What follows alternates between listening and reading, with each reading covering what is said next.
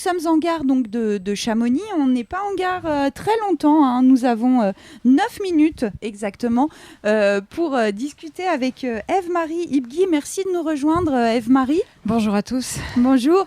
Merci beaucoup. Vous venez donc nous parler de la programmation de cette nouvelle édition de la Fête de la Science dont on parle depuis Valorcine.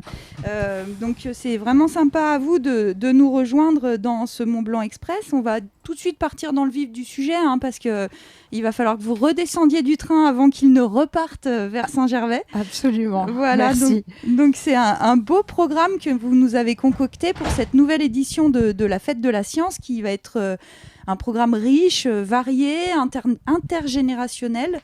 Donc est-ce que vous pouvez nous en parler ?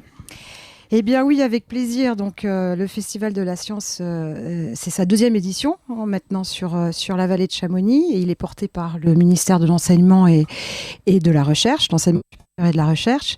Et pour sa 2e édition, la thématique est portée sur le sport et la pratique sportive. Ça tombe bien. Ça tombe très très bien. Donc on est vraiment en parfaite cohérence avec le décloisonnement entre culture et sport sur la vallée de Chamonix. Et à ce titre-là, en plus, on s'engage également dans les Jeux Olympiques et de l'anniversaire de 1924 des berceaux des Jeux Olympiques de Chamonix.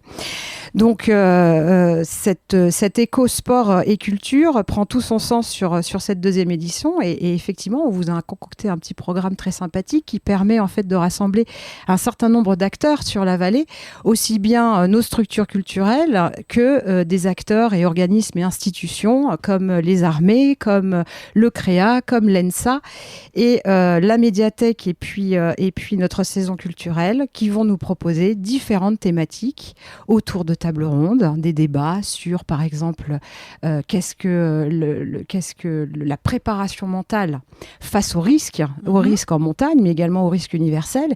Et on a donc la chance de recevoir l'armée de l'air par la représentativité donc du coup du directeur des équipes de présentation de l'armée de l'air et de l'espace, qui est composé à la fois de la patrouille de France et de l'équipe de voltige, et qui va pouvoir un peu témoigner de son expérience à travers justement cette adaptation mentale face aux risques. Là, en l'occurrence, au risque aérien, et qui va pouvoir également faire écho de son témoignage avec Marion Trousselard, qui est une neuroscientifique, professeure en neurosciences, et qui va nous expliquer un petit peu tous les méandres de la magie cérébrale, justement, autour de cette préparation mentale. Alors ça, c'est le jeudi 12 octobre, c'est ça, c'est 18h à 20h à EMC2. Alors, préparation mentale, c'est le samedi 14 octobre à 20h30 à l'EMC2. Ce sera la dernière table ronde. Mais vous avez raison, Jessica, on va reprendre peut-être du début la programmation. Donc, l'ouverture va se faire à l'EMC2 le 6 octobre prochain, dans le cadre de la saison culturelle qui est portée par la commune de Chamonix et qui va donc offrir une belle pièce de théâtre qui s'appelle Mort d'une montagne et qui parle évidemment de toutes les problématiques et évolutions du milieu montagne et des métiers également qui sont intégrés dans ce milieu-là et dont les répercussions sont fortes au niveau de l'évolution du territoire. Donc, rendez-vous le 6 octobre à 20h30 à l'EMC2 avec un bord de scène à l'issue de la pièce de théâtre qui sera présenté par le PGHM, le peloton de gendarmerie de haute montagne, et également la Chamoniarde pour un peu répondre aux questions du public qui aura du coup assisté à la pièce de théâtre. Et puis ensuite, l'AMJC est également un partenaire puisqu'elle va nous présenter à travers l'itinérance de son camion des ateliers et des jeux à travers comment défier en fait les lois de la gravité. Donc c'est plutôt au profit d'un public jeune et c'est une très très bonne nouvelle que les actions se mènent également au profit de notre jeunesse.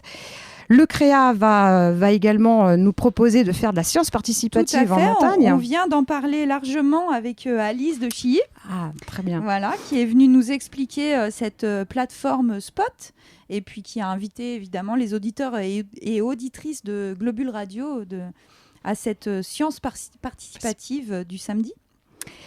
Et nous enchaînerons ensuite sur une projection débat avec la présence d'Étienne Klein et François Damilano autour de la gravité de la pesanteur, donc avec la projection du film L'Esprit de Cordée en lien avec le Chamonix Film Festival.